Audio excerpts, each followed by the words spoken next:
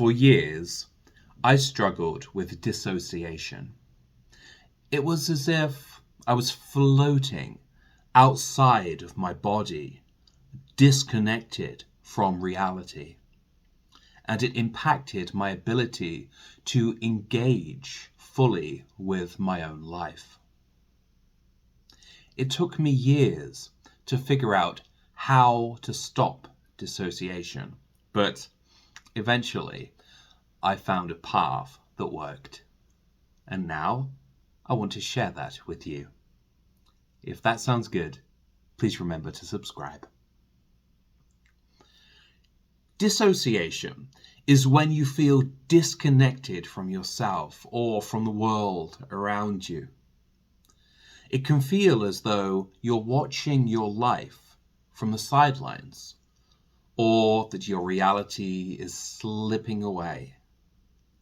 Scientifically, it's understood as a defense mechanism. When your brain faces overwhelming stress or trauma, it activates survival responses: fight, flight, or freeze. In dissociation, your brain disconnects to protect itself from emotional overload, blocking certain neural pathways that process your experiences. For many of us, like me, dissociation becomes an automatic response to emotional overload. Growing up in a turbulent household, dissociation became my way of coping with the chaos. It allowed me to tune out the intensity, but unfortunately, it also kept me disconnected from everything, including myself. Dissociation isn't just a mental health symptom. It affects every part of your life. It creates a wall between you and your emotions and your relationships and your life experiences.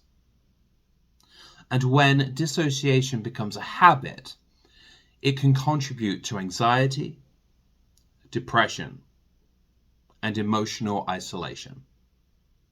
For me, dissociation led to loneliness. I couldn't connect with others because I was too detached from myself.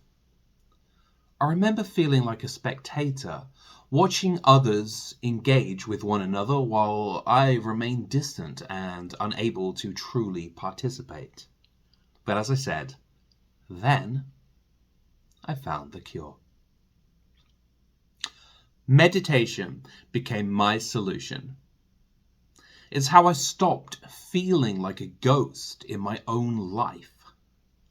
And now, as a meditation teacher, I help others overcome dissociation too.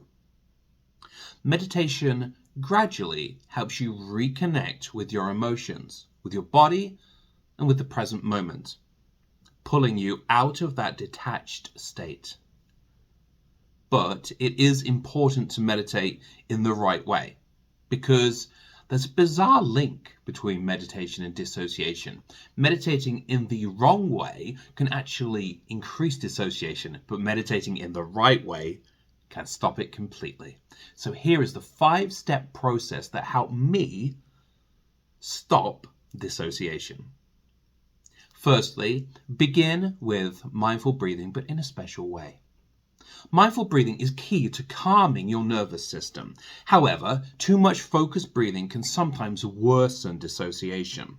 And that's why I teach a special form of mindful breathing that is designed to ground you and to reconnect you with your body. One of the things that I do in my lessons is I use anchor points. And these are simple things such as the feeling of your feet on the ground or the sounds around you. And we use those anchor points to keep you rooted. So while you relax and while you do mindful breathing to let go, you're still grounded.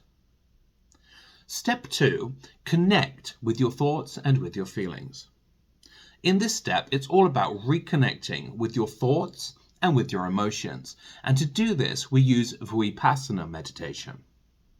Vipassana helps you to tune into your emotions without judgment, allowing you to observe them rather than suppress them. You learn to label your feelings, and that helps you process them in a non-reactive way so that you connect with your emotions without being overwhelmed by them. And in my lesson, I guide clients through Vipassana exercises to help them stay present with their emotions and thoughts without getting lost in them. And that's step 2. Step 3, tune into your body. Dissociation often leads to disconnection from the body and depersonalization. That's why somatic meditation and body scan are essential. And these practices help you focus on the sensations in your body, bringing you back to yourself. Somatic meditation goes a step further. In somatic meditation, you tune into the very deep energy and sensations deep within you. And that helps you to release stress and trauma, and it leads to a deeper connection with your body and with your emotions. By practicing these techniques, my clients have learned to restore balance and regain a sense of physical and emotional grounding. For step 4, you then reconnect with your environment. As dissociation pulls you inward, it's easy to forget the world around you. Open awareness meditation helps you reconnect with your environment, expanding your focus beyond your internal experience. So in this practice, what we do is we bring our awareness to our 5 senses as a way to connect with the environment around us. And that can be huge.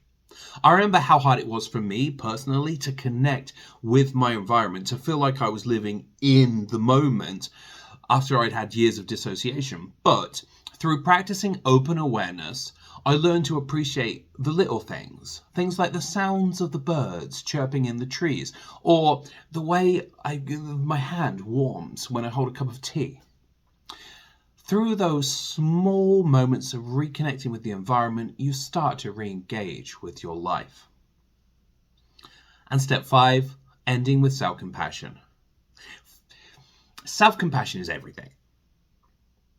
In self-compassion, you learn to offer yourself the same kindness that you give to other people, to the people that you love, to a close friend or to a family member.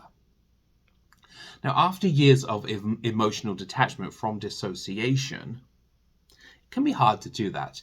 But with compassion meditation, you learn to connect with yourself in a loving and kind way.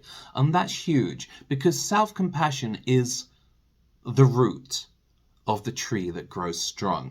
If you have genuine self-compassion, you're naturally motivated to take care of yourself and to do the things that will help you. And that's why I always end with some self-compassion. And so that 5-step process is very important. Every step of the process is important. You need to calm your mind with mindful breathing, re-engage with emotions and thoughts with Vipassana, reconnect with your body with somatic meditation and body scan, reconnect with the environment with open awareness meditation, and finally round it all off with self-compassion. And I've learned from my own experience and from teaching many people who have a dissociation that this 5-step process is massive for stopping dissociation. The key to success, though, is consistency.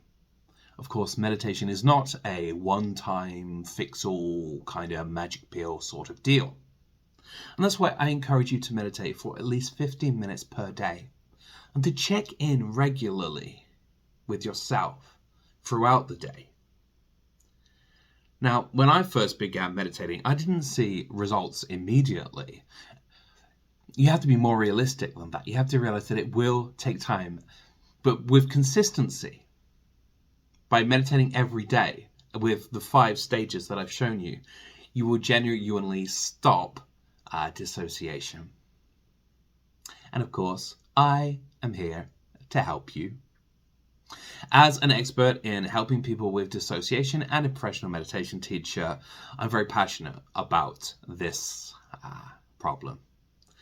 As I said, I spent years dissociating and it really impacted my life. So I'm very passionate about helping others to stop the same thing.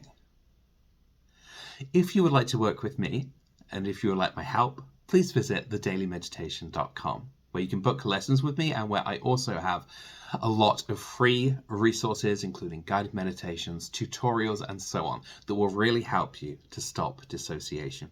Thank you. I hope you found this helpful, and I'll see you next time. Take care.